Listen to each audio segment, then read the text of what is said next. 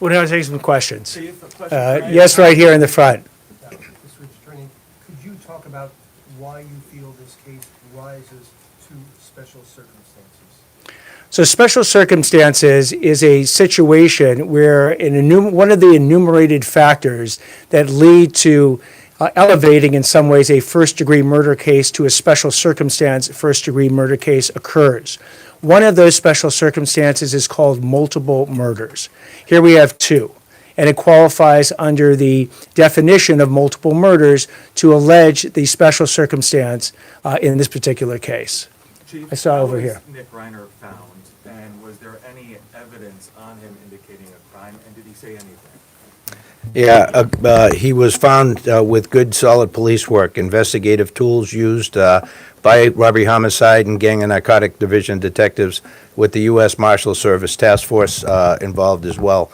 So we're thankful for the work that was done. I won't go into talking about what was found or anything that could potentially taint the investigation. Chief, one quick follow-up question, Yeah. sir. Given Nick's history of drug use, was there any indication that he was under the influence at the time of his crime? No, thank you again. That's another question I can't touch. And following up on that, is there any evidence of mental illness in his background? Yeah, you can talk. I'm sorry, please repeat the question. Is there any evidence of mental illness in his background beyond the addiction? The evidence, any evidence, if there is any, of mental illness for his background will be coming out in the hearings that will occur. We anticipate, again, after the arraignment, the process will go through the normal process a case like this goes through.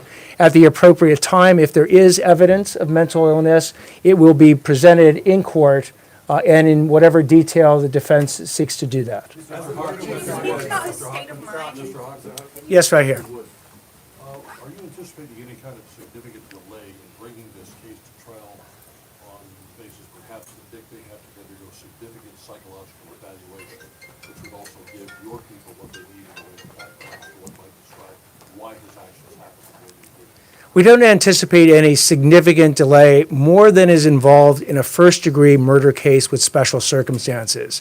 These are some of the most serious charges that a DA's office can bring against anyone. And we anticipate that the discovery that we will produce to the defense will be robust. It will be very involved. They'll want adequate time to review it. They'll want to go through every single factor that they can ascertain in the defense of Mr. Nick Reiner.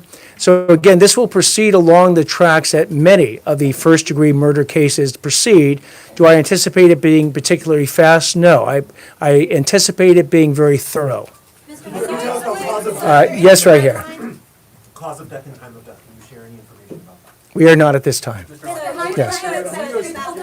Yes, right here. Did other members of the Reiner family help with your investigation so far, and did they provide any information or assistance which led to Nick being arrested? Let me defer to the chief on this. Good. Hi, I'm Deputy Chief Alan Hamilton, Chief of Detectives. We don't have any specific information we're going to release at this time regarding the family's information they provided. As we move forward, that information will be discussed in the appropriate venue, which will be the court. Yes, in the front here. Sorry for the chief. Can you talk anything more about just not the condition that Nick was in when he was arrested? Was he a resident? Was he walking around? Was he observed by people in the neighborhood? Like anything else you can tell us about him? You want to take it? Yeah. So specifically, he was arrested in a public area, in the Exposition Park area near the University of Southern California campus. He was approached by the officers and he was arrested without incident. There were no indications that there was no indication that he was going to resist or anything like that. He didn't flee or anything like that. He was taken into custody without issue, and he was transported to our police headquarters facility. Where were the victims found? Where were the Take a question back there, yes. murder weapon found? He has been alleged, one of these special allegations is that the murder was committed with a deadly weapon or a knife. As to where and how the weapon was located or will be located, that will actually be evidence we'll present in court. Where were the We got victims two found? more questions, two more Where were the questions. victims found? And when- Let me take a question over here. Give us a timeline of when you think the murders occurred, because now we know that there was an altercation on Saturday night at a party. Do we know that this happened Saturday night or maybe Sunday morning? I'll defer to the chief on this one. Yeah, I'm sorry, we don't have that kind of specificity yet. We're waiting, the coroner to be able to try and determine as best they can at this point, time of death. Chief, where were the victims found? Can you say where the victims were found? Who called 911? Mr. Officer, can I? We'll take the question back there. Yes, can you tell us who called 911? Chief, if you We know. got a radio call from, fire department, I think. Okay, so in terms of how the Los Angeles Police Department became aware, it was a request from the Los Angeles Fire Department, who responded to the scene first. We responded to their request for assistance at the scene of the incident. Our initial West LA officers that responded determined that a crime had occurred, and they immediately notified our robbery homicide division. They've responded, and they have taken over the investigation since that point. Thank you, everybody. Can we take one more question?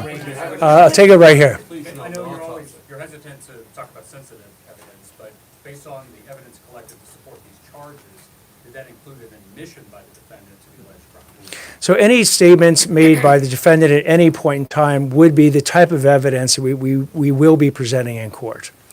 I'll take one last question right here. Sorry, I have a question. Hold on one second. I just identified this gentleman. Oh, I thought you were pointing at me. Sorry. Do you have an estimated time for completion of the autopsy and the information coming from the medical examiner to your office and to the detectives in the case? We do not have the estimated time that it will take. We know that they're working on it expeditiously, but as to when they deliver it, we do not have that estimated time. I'll take that one last question back there. I was just wondering, I know these types of cases are especially difficult. How much do you take into account what the family wants when it comes to charges when you're dealing with a domestic situation like that? And does that factor into whether you will go after life as parole or possibly the death penalty? In these cases, like any of these cases, we will take the thoughts and desires of the family into consideration in making our decision. Thank you all very much. When's the arraignment?